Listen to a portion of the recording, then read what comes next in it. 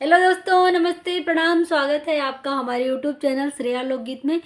तो दोस्तों, आज हम एक बहुत ही मार्मिक गीत सुनाने जा रहे हैं, बेटी विवाह का। और गीत यदि अच्छा लगे तो लाइक कर दीजिएगा, चैनल पर नए हैं तो सब्सक्राइब भी कर लीजिएगा।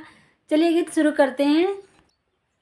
बसवा के जड़िया करिल जामी गईले हो, दिया जनमत के जवाल।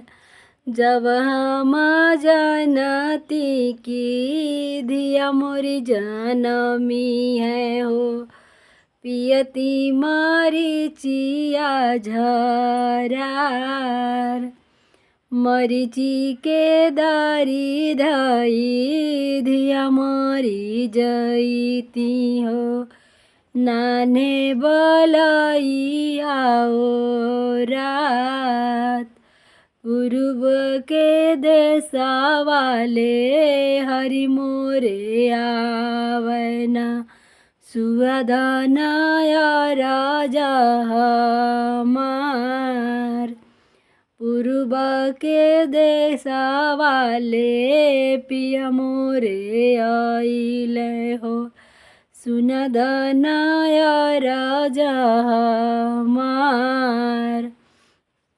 अपन दिला दूसर लीला, ये हवे दुनिया के व्यवहार।